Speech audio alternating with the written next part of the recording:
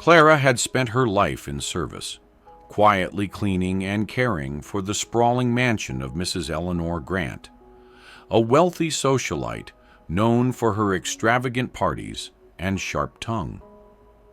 Despite her humble demeanor, Clara had a dignity about her, a quiet grace that even the harshest words couldn't erode.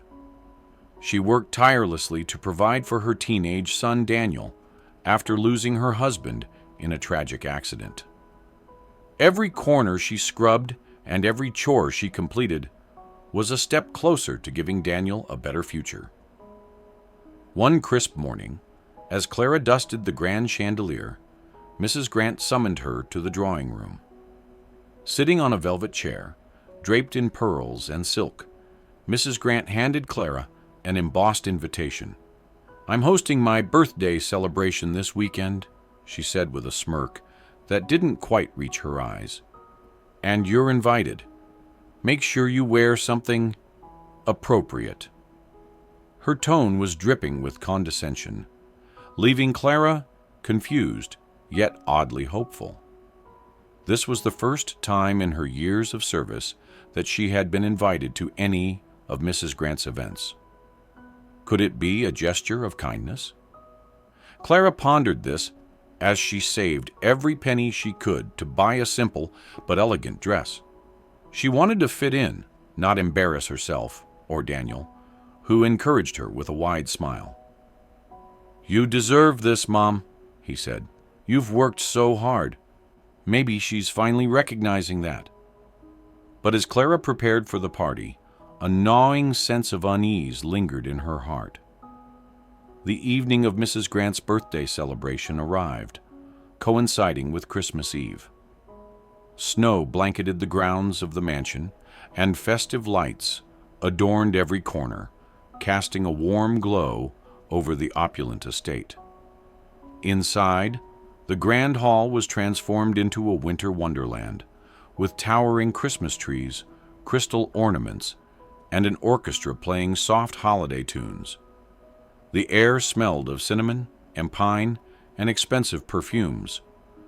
Clara, dressed in her modest yet elegant new dress, stepped inside with a mixture of awe and trepidation. The glittering crowd of socialites laughed and sipped champagne, their designer gowns and tailored suits glinting in the golden light. As Clara entered, a hush fell over the room, and all eyes turned to her. Murmurs rippled through the crowd, their gazes appraising and, in some cases, sneering. Mrs. Grant appeared at the top of the grand staircase, her emerald gown shimmering as she descended. Her voice, amplified by the room's acoustics, rang out. "Ah, Clara, you've made it! Everyone, let's give a warm welcome to our honored guest," she said with a smile that was as cold as the snow outside. "After all, it's Christmas, a time for generosity, isn't it?" The crowd tittered with polite laughter, though some guests exchanged confused glances. Clara's cheeks flushed, and she clutched her handbag tightly. Mrs. Grant led her to the center of the room, where a lavishly decorated Christmas tree towered above them. "You've worked so hard for me all these years, Clara. I thought it was only fair to let you see how we celebrate," Mrs. Grant said, her tone dripping with mock sincerity. Clara's unease deepened as she realized that her presence was meant to be a spectacle. She felt the weight of the guests' stares, some amused, others pitying. Yet, amidst the murmurs, she caught a few kind smiles, fleeting but genuine, from strangers who seemed to recognize the discomfort in her eyes. A servant offered Clara a glass of champagne, but her hands trembled too much to accept it. She could see Mrs. Grant smirking from the corner of her eye, reveling in her discomfort. Clara straightened her back and took a deep breath, her son's words echoing in her mind. "Hold your head high, Mom. You're stronger than this." The night was just beginning, and Clara knew she had to endure.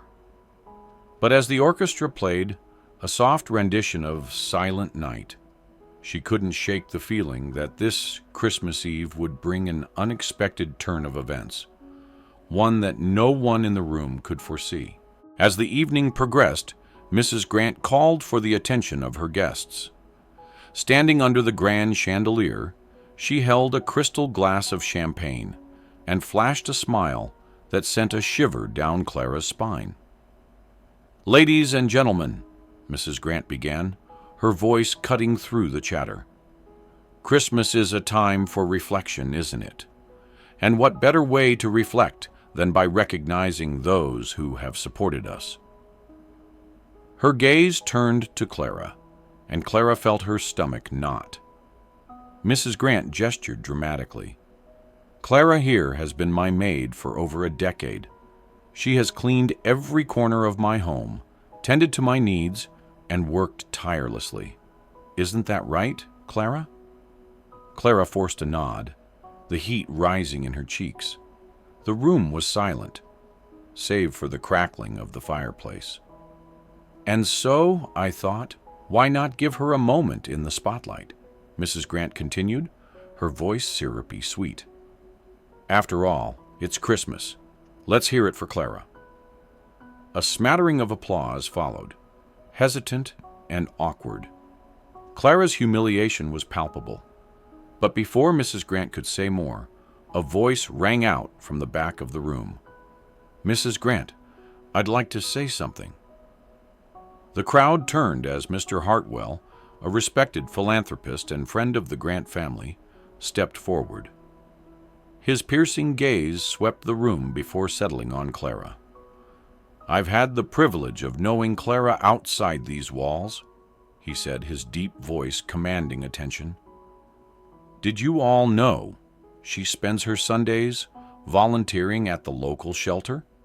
That she tutors underprivileged children in her spare time? That she saved enough money to ensure her son excels in school, despite her modest earnings?" A murmur spread through the crowd, and Clara's eyes widened in shock. Mr. Hartwell continued, his voice unwavering. "Mrs. Grant, it seems you invited Clara here to entertain us, but let me tell you, the real entertainment tonight is the revelation of her strength, grace, and unwavering kindness. She has done more for this community than most of us in this room." The room erupted in whispers, and Clara's heart raced. More guests began to share their stories. A young woman spoke up. "Clara once helped my mother carry groceries when no one else would." An older man added, "She cared for my wife when she was ill, without expecting anything in return." Mrs. Grant's smug smile faltered, replaced by a mask of embarrassment.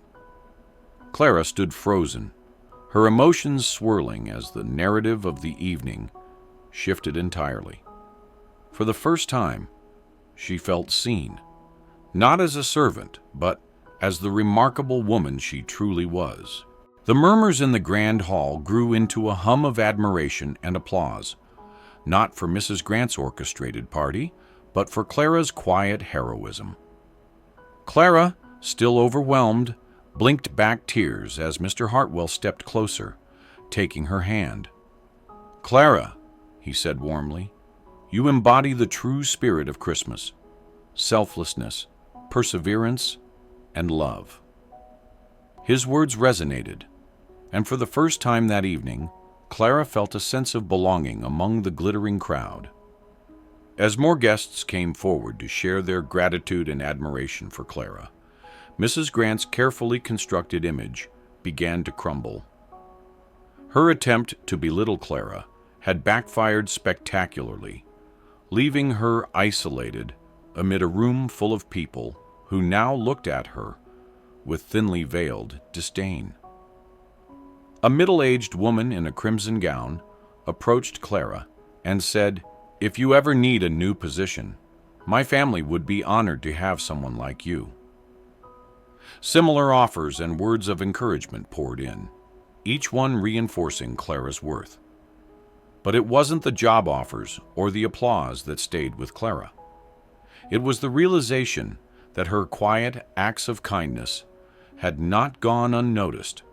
Her son, Daniel, always told her she was extraordinary, and now the world seemed to agree. Before the night ended, Mr. Hartwell made a special announcement. In the spirit of Christmas and recognizing true generosity, I've decided to start a community fund in Clara's honor. It will support the shelter and educational programs she's so passionate about. The hall erupted in cheers, and Clara's tears finally spilled over. This time, tears of gratitude and joy. She whispered a silent prayer of thanks, feeling a warmth that no winter chill could touch. As the guests began to leave, many approached Clara with hugs and heartfelt words. Daniel arrived to take her home, his eyes shining with pride. "Mom," he said softly, "you were the brightest star tonight." Clara smiled, holding her son's hand tightly as they stepped into the snowy night. The mansion, with all its grandeur, faded behind them as they walked toward a future that for the first time felt full of promise and light. If you found this story moving and inspiring, please like, share, and subscribe to Stories of Brilliance for more tales that celebrate the extraordinary strength and kindness in everyday lives. Let's spread the brilliance together.